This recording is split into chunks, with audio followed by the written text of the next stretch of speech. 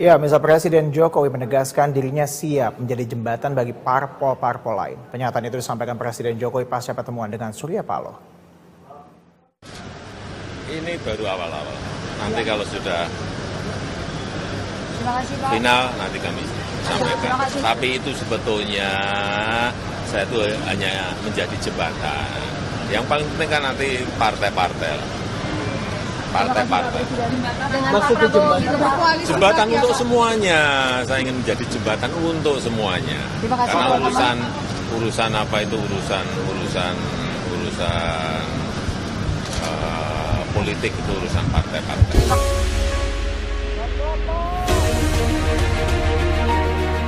Satu persatu langkah rekonsiliasi pasca Pilpres mulai terwujud. Pertemuan antara Surya Paloh dan Jokowi di Istana Negara Minggu malam lalu dinilai sebagai wujud kenegarawanan Presiden Jokowi. Menurut Direktur Eksekutif Indonesia Political Review, Presiden Jokowi adalah sosok kingmaker dalam peta politik tanah air. Nah, dalam konteks ini, saya melihat bahwa Pak Jokowi ini kan kingmaker ya, salah satu figur atau tokoh yang berpengaruh ya, salah satunya dalam kemenangan Prabowo Gibran. Maka sangat wajar kalau Pak Surya Paloh bertemu dengan Pak Jokowi. Dan kita juga sudah menyaksikan bahwa Pak Jokowi mengatakan bahwa saya menjadi jembatan katanya, penghubung. Ya artinya kan berarti Nasdem ingin difasilitasi oleh Pak Jokowi untuk bisa berkoalisi dengan Prabowo Gibran.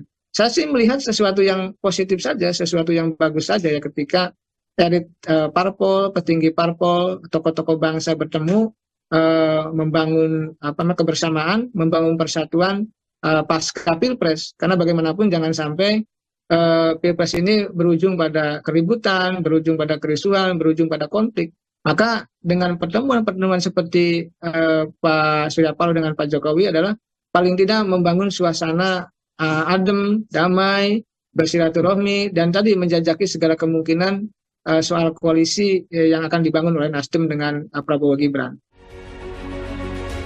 Sejalan dengan Prabowo Gibran yang akan merangkul berbagai kalangan dan kekuatan, Wakil Ketua Umum Partai Gerindra pun rela jika harus berbagi peran dengan partai lain di luar koalisi Indonesia Maju. Sekarang ini kan di politik ini kan bukan power sharing sebetulnya, berbagi peran ya. Dengan berbagi peran, saya pikir semua pihak tidak akan ada yang merasa tersingkirkan. Dan itulah kalau teman-teman ikuti jejak rekam ya Pak Prabowo dalam berpolitik, kehandalan beliau dalam berbagi dalam tanda kutip dengan sahabat-sahabatnya itu luar biasa ya. Contoh misalnya sewaktu 2014 ya, pasca pemilu itu kan ada namanya Koalisi Merah Putih KMP di parlemen ya. Kita bisa menentukan puluhan posisi alat kelengkapan dewan karena kita dominan waktu itu.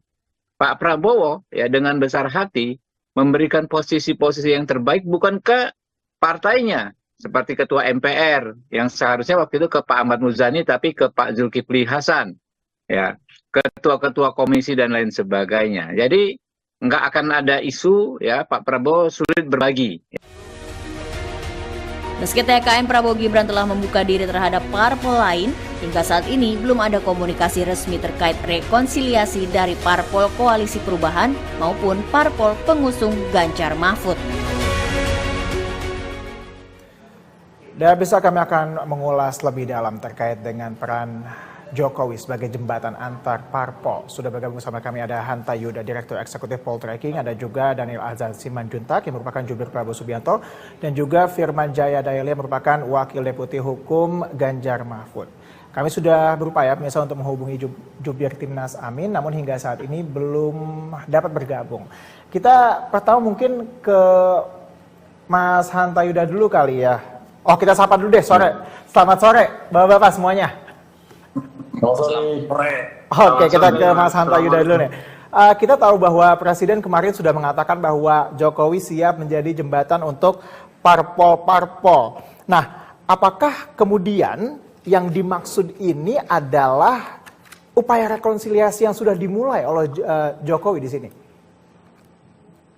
Ya, kalau saya membacanya begini, kalau dari sisi Pak Jokowi, termasuk Pak Prabowo, katakan yang menjadi pemerintahan terpilih, paling tidak dalam versi quick count sambil menunggu real count, tentu akan melakukan politik akomodatif. Mungkin semakin banyak untuk gabung di pemerintahan, semakin baik, karena dalam konteks sistem presidensial dengan multipartai ekstrim semacam ini, itu presiden pasti membutuhkan dukungan parlemen yang memadai. Dan kalau kita lihat dari datanya, partai-partai yang berada di koalisi Prabowo Gibran itu belum cukup 50%, sehingga ada kebutuhan untuk menyukseskan proposal-proposal kebijakan pemerintah ke depan butuh dukungan yang memadai. Tapi pergerakan koalisi ini saya ingin bacanya begini. Kita lihat pergerakan dari kingmaker, orang-orang kuat di 3 poros. Kalau kita lihat di 01 kan ada Pak Surya Paloh, yang kedua ada Pak Jokowi di 02, Ibu Megawati di 03. Nah, bagi saya pergerakan di antara 3 orang ini penting. Siapa yang bertemu dulu itu penting, tanda-tanda awal. Apakah Ibu Mega akan bertemu Pak Jokowi, apa Ibu Mega bertemu dengan Pak Surya, tapi ternyata Pak Surya bertemu dengan Pak Jokowi. Ini tanda-tanda awal. Bagi saya membacanya, pergerakan Pak Jokowi ini bisa jadi dibaca sebagai langkah politik 3M. 3M itu ada M yang pertama, sebagai upaya 3M itu memecah, mencegah, dan merangkul. Memecah apa? Upaya untuk memecah koalisi Amin 01. Kalau sekiranya Partai Nasdem misalnya yang sudah mulai bergeser, bergerak, itu kan berarti 01 koalisinya kemungkinan sudah berpotensi tercerai-berai. Kemungkinan Mas Anies yang mengusung narasi perubahan kehilangan kaki politik. Ini potensi ya, meskipun kita lihat perkembangannya. Yang kedua adalah dalam rangka mencegah. Mencegah apa? Mencegah kemungkinan terkonsolidasinya kekuatan 01-02 bergabung.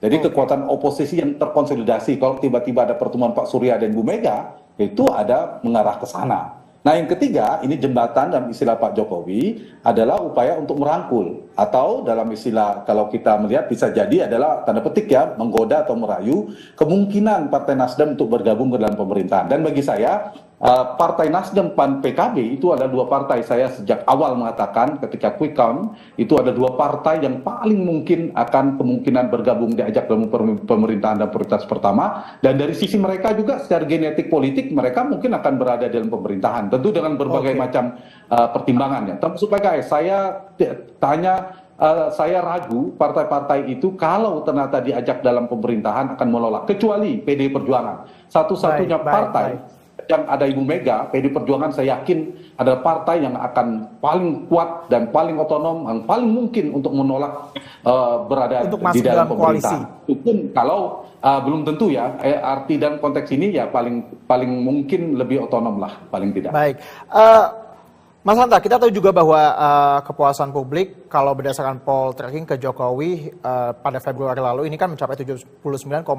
Apakah hal ini juga yang kemudian menjadikan Jokowi tetap mengambil peran untuk menjadi jembatan yang tadi kita katakan itu? Ya, itu satu. Karena posisi politiknya, realitasnya memang approval rating pada Pak Jokowi kan tinggi. Artinya beliau sebagai presiden memiliki legitimasi politik paling tidak kuat dalam dukungan publik kalau direkam dari tingkat kepuasan. Itu satu. Sehingga merasa penting, meskipun menurut saya ini wilayah domainnya partai politik ya ke depan, yang untuk membangun koalisi-koalisi ke depan itu. Tapi yang kedua, tidak bisa dipungkiri bahwa Pak Jokowi juga berada, seperti saya katakan tadi, realitasnya. Meskipun bukan ketua umum partai, tetapi Pak Jokowi tidak bisa dipungkiri juga adalah salah satu kingmaker yang berpengaruh yang berada di 01. Karena Pak Prabowo berpasangan dengan Jokowi Junior, yaitu Mas Gibran sebagai cawapres. Sehingga peran Pak Jokowi menurut saya tidak bisa dipungkiri. Dan yang ketiga, beliau kan presiden yang sedang menjabat. Jadi ada kemungkinan-kemungkinan untuk melanjutkan pemerintahan, agenda pemerintahannya dan lain sebagainya. Sehingga menurut saya istilah Pak Jokowi akan menjadi jembatan tadi itu untuk membangun rekonsiliasi, itu ya tergantung ya perspektifnya. Kalau dari sisi pemerintahan yang akan berkuasa, itu pasti akan membangun koalisi sebesar-besarnya. Akan membangun koalisi sebesar-besar, meskipun saya berharap untuk sehatnya demokrasi kita, jangan semuanya, harus ada yang di luar. Harus ada oposisi yang bermain di sana, begitu ya. Mas Hanta, kita juga tahu bahwa besok ini kan ada informasi yang menyatakan bahwa ada beberapa orang yang akan masuk dalam kabinet. Apakah ini merupakan langkah dini yang kemudian diambil untuk ke politik akomodatif yang tadi dilakukan oleh Jokowi? Iya, iya itu salah satu ada dua ya. Pak Jokowi sekarang sedang memerintah sampai dengan 20 Oktober 2024. Nah, sekarang masih pemerintahan Pak Jokowi dan Pak Maruf Amin. Nah, kalau membaca reshuffle besok kan karena kalau benar ya Pak Mahfud MD kan mengundurkan diri. Jadi ada kebutuhan untuk mengganti Menko Polhukam. Nah, sejalan dengan itu kepentingannya adalah untuk mengirimkan pesan kepada publik bahwa kabinet ini solid karena isu kemarin kan banyak menteri mau mundur dan sebagainya. Mungkin itu pesan yang mau dikirim. Selain memang ada kekosongan. Yang kedua, ini lakukan politik politik akomodatif di pemerintah ke depan. Tapi hari ini juga ada tambahan. PD Perjuangan masih dalam pemerintahan. Nasdem di dalam pemerintahan Pak Jokowi. PKB juga sekarang ketambahan namanya Partai Demokrat. Kalau jadi Mas AHY betul-betul Menteri ATR ya, Menteri Pertanahan. Nah itu yang kemungkinan dalam rangka untuk melakukan konsolidasi di koalisi Pak Jokowi yang semakin tambun, semakin gemuk juga. Nah, yang ketiga, ini prakondisi juga ada kemungkinan untuk membangun jembatan tadi, koalisi di pemerintahan baru di Oktober 2024. Meskipun nanti presiden sudah berganti, tentu akan berbeda. Jadi analisis saya, PKB dan Partai Nasdem itu dua partai yang kemungkinan sulit untuk menolak kalau digabung diajak pemerintahan. PKS dan PD Perjuangan ada dua partai yang memiliki genetik oposisi yang kuat. Yang kedua, mereka terbukti partai PD Perjuangan itu 10 tahun di luar pemerintahan Pak SBY, kemudian partainya PKS tahun di luar pemerintahan Pak Jokowi. Mereka sudah terbukti. Yang ketiga, mereka memang secara politik elektoral publik akan lebih mereka di luar pemerintahan. Nah, karena itulah yang kedua PKS, tapi PKS saya agak ragu kalau tidak diajak mungkin ya, tapi kalau diajak oleh pemerintahan yang baru saya agak ragu akan menolak. Hanya PD Perjuangan saya percaya yang kuat untuk menolak. Baik, kita langsung tanyakan langsung ke Bang Daniel mungkin ya, yang ada di 02 nih, yang merupakan juru bicara dari Prabowo Subianto. Kita tahu Bang Daniel bahwa Jokowi ini sudah ketemu Surya Paloh kemarin. Apakah kemudian artinya bahwa TKN Prabowo Gibran ini ikhlas begitu jika kemudian Jokowi menjembatani dengan pihak-pihak yang menjadi kompetitor lah pada saat Pilpres kemarin? Apakah artinya bahwa ini menunjukkan statement dari 02 secara keseluruhan atau memang ini langkah dini dari Jokowi sendiri?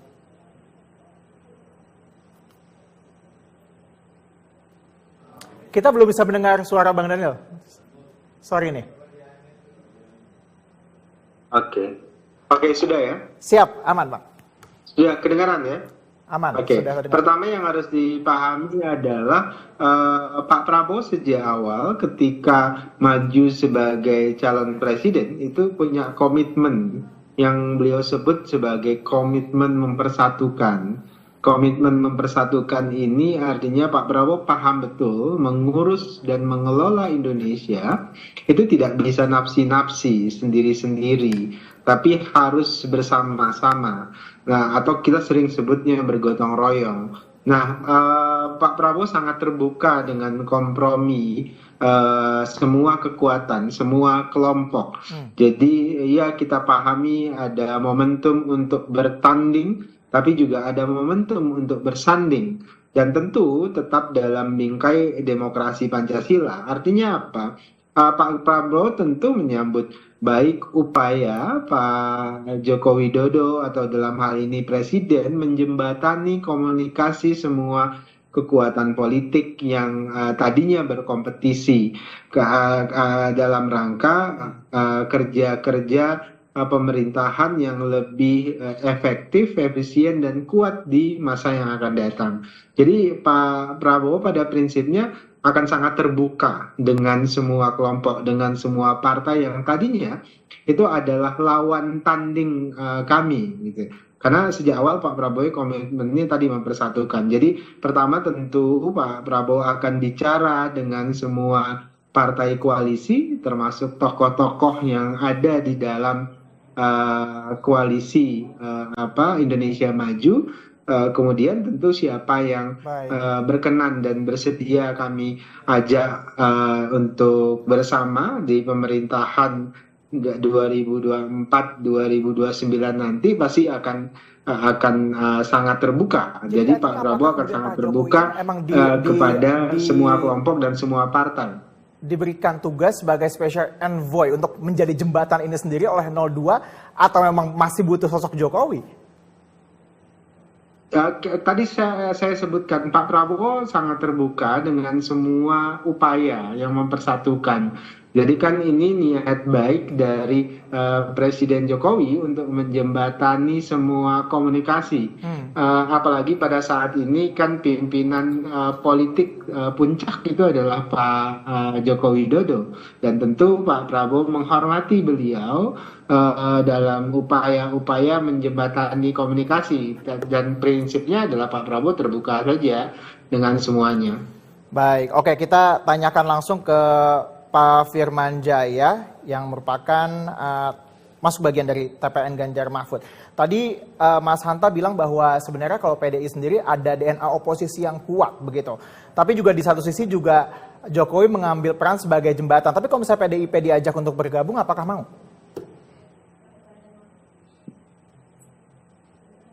Pak Firman? Halo? Ya, bagaimana? Ini suaranya kecil banget, Mas. Oke. Kita bisa ulangi lagi ya bahwa PDIP sendiri kan Iya. disebut sebagai partai dengan DNA oposisi yang kuat. Tapi kalau misalnya diajak, mau nggak untuk bergabung dalam kabinet nantinya, dalam koalisi? Iya, ada 3 hal yang kami sampaikan ya dalam kesempatan ini.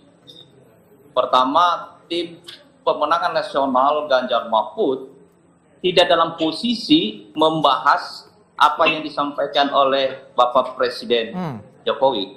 Kami bukan dalam posisi menanggapi dan membahas itu. Yang kedua, kami dalam posisi sekarang ini sebetulnya belum momentum untuk menjembatani.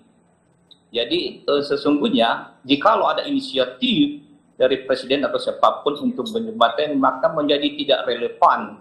Karena hal yang kedua yang kami sampaikan adalah sekarang sedang dalam proses untuk bersatu, bergotong royong, untuk memperjuangkan proses hukum konstitusional, proses politik konstitusional, proses konstitusional untuk proses menindaklanjuti apa yang terjadi dalam proses pemilu kemarin dengan kecurangan dan pelanggaran yang terstruktur, sistematis dan masif. Itu poin yang kedua. Poin yang ketiga, sesungguhnya lebih bagus menunggu dulu apa yang menjadi proses tahapan pemilu. Itu yang lebih arif dan bijak. Jangan mengganggu, jangan merusak, jangan menghambat proses politik konstitusional pasca pemilu ini. Jadi biarkanlah 01 berjalan sedemikian rupa, 03 berjalan sedemikian rupa, bahkan juga masyarakat umum dan elemen-elemen dan lembaga-lembaga yang terkait. Dan juga rakyat pada umumnya. Jadi ada 3 poin yang akan disampaikan dalam konteks ini ya. Demikian. Oke. Kita tahu sendiri bahwa Pak Jokowi sendiri kan sudah bertemu dengan... Bisa dibesarkan suara Mas ya? 01. Kemarin Pak, dengan Pak Surya Paloh sudah ketemu. Tapi kalau untuk ke 03 sendiri, apakah sudah ada komunikasi yang dibangun?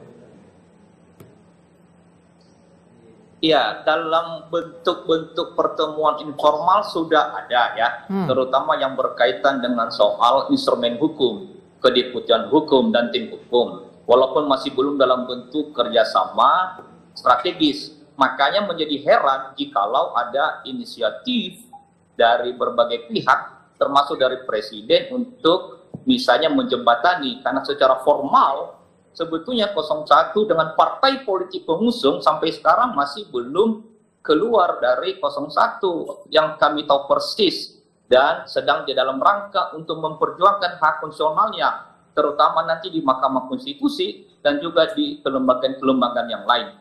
Tetapi kalau TPN Ganjar Mahfud jelas dan tegas kami akan melakukan perjuangan karena kami menganggap bahwa Pilpres ini, pemilu ini banyak kecurangan-kecurangan dan pelanggaran-pelanggaran yang bersifat TSN, yang bersifat konstitusional, pelanggaran-pelanggaran konstitusional yang merusak demokrasi.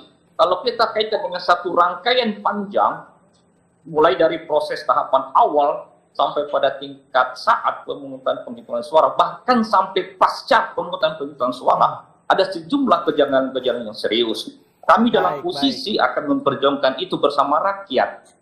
Artinya bahwa kami mendengar dari secara 03 sendiri juga hingga saat Kami ini mendengar masih juga dalam posisi 01 menanti begitu. hasil akhir. Begitu ya Pak ya? Bagaimana?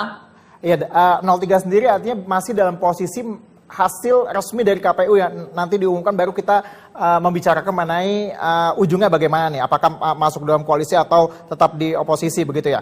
Oke, Iya, kita sekarang sebetulnya mungkin jangan dipotong dulu, belum. Oke. Jangan, itu kamu udah ambil kesimpulan itu, nggak fair itu. Jadi itu bukan sambil menunggu, itu sih udah jelas. Tapi juga sebelum menunggu kami melakukan perjuangan-perjuangan, perlawanan-perlawanan yang konvensional untuk menampung aspirasi rakyat yang telah banyak korban dari pemungutan penghitungan suara ini dan pilpres ini. Demikian. Baik. Oke, kita ke Bang Daniel lagi. Bang Daniel, kita tahu bersama bahwa kemarin ini Bang Habib juga bilang bahwa TKN siap untuk berbagi peran, begitu ya. Apakah kemudian artinya power sharing ini ada kemudian tanpa pengecualiankah atau ada pengecualiankah? Tadi saya sebutkan, Mas, Pak Prabowo itu tipologinya bisa bekerja sama dengan semua kelompok dan semua golongan. Karena itu DNA-nya Indonesia. DNA Indonesia tentu adalah terbuka dengan semua golongan. Kita menyediakan tempat yang setara dengan semua kelompok yang yang ingin berkontribusi. Satu kata yang sering kali disampaikan Pak Prabowo ingin membentuk pemerintahan yang terdiri dari putra dan putri terbaik Indonesia. Itu hal yang sering diulang-ulangi oleh Pak Prabowo. Jadi berkomunikasi dengan PDIP, misal berkomunikasi dengan PKS, berkomunikasi dengan partai-partai yang lain, itu pasti dilakukan demi tadi kami menyebutkan pemerintahan yang kuat. Tetapi tidak juga mengabaikan pentingnya oposisi atau dalam tanda kutip penyeimbang pemerintahan, baik itu dari partai maupun dari kelompok masyarakat sipil. Jadi kita tentu Pak Prabowo tentu ingin mendorong kekuatan checks and balances yang juga mumpuni, misalnya dari kalangan partai dan juga kalangan masyarakat sipil, mulai dari kampus, kemudian LSM, Ormas dan sebagainya. Kalau untuk PDI sendiri secara khusus apakah sudah ada komunikasi yang dijalin? Kalau misal bukan dari Pak Jokowi, mungkin dari pribadi Pak Prabowo sendiri mungkin? Secara formal Pak Prabowo belum melakukan komunikasi ya, karena kan tentu kami juga menghormati proses formal, proses konstitusional yang saat ini sedang berlangsung, yaitu perhitungan real atau real count, kemudian nanti akan dilanjutkan komunikasi formal setelah ada keputusan resmi kemenangan Pak Prabowo dan Mas Gibran. Barulah kemudian komunikasi intens akan dilakukan, Mas. Baik, kita ke Pak Firman lagi nih. Pak Firman, seberapa besar kemudian peluang PDIP dan juga partai di koalisi 03 ini akan menjadi oposisi, begitu? Melihat bahwa kalau tadi statementnya kan cukup keras ya, masih menanti. Kemudian juga kita tahu bahwa Prabowo Gibran ini kan DNA-nya adalah untuk melanjutkan Jokowi yang pada saat itu dimajukan oleh PDIP. Mas, narasinya saya ubah ya. Oke. Agenda percakapannya bukan begitu, karena itu tidak relevan. Kan proses tahapan penyelenggaraan pemilu sedang berlangsung. Seperti yang disampaikan tadi misalnya Bung Daniel ya, yaitu bahwa ada proses tahapan-tahapan yang belum selesai. Jadi jikalau itu ditanyakan soal yang disampaikan itu, maka menjadi tidak relevan. Nah, kami dalam kapasitas sebagai TPN Ganjar Mahfud dalam posisi sedang mempersiapkan sejumlah permohonan-permohonan hukum konstitusional dan mengumpulkan, menemukan, menyusun sejumlah pelanggaran-pelanggaran kecurangan yang ada. Nanti yang akan disampaikan kepada berbagai pihak terkait. Jadi saya juga bukan dalam posisi mewakili partai politik. Jadi soal oposisi dan tidak oposisi itu dalam konteks yang lain. Tentu ada salurannya. Bahkan saya dengar juga partai politik dan juga pasangan 01 sampai sekarang juga sedang berjuang. Bahkan tadi ada pertemuan informal dengan kita. Jadi narasinya harus diubah, ya. Jadi bagi 03 ini belum relevan, begitu ya Pak Firman. Pak Firman, mohon maaf sekali kami harus potong karena durasi kita yang sangat terbatas. Demikianlah biasa dialog kami untuk sore ini. Ada Pak Firman, kemudian juga ada Bang Daniel dan juga ada Mas Hanta Yuda yang telah bergabung sama kami sore ini. Terima kasih Bapak-Bapak.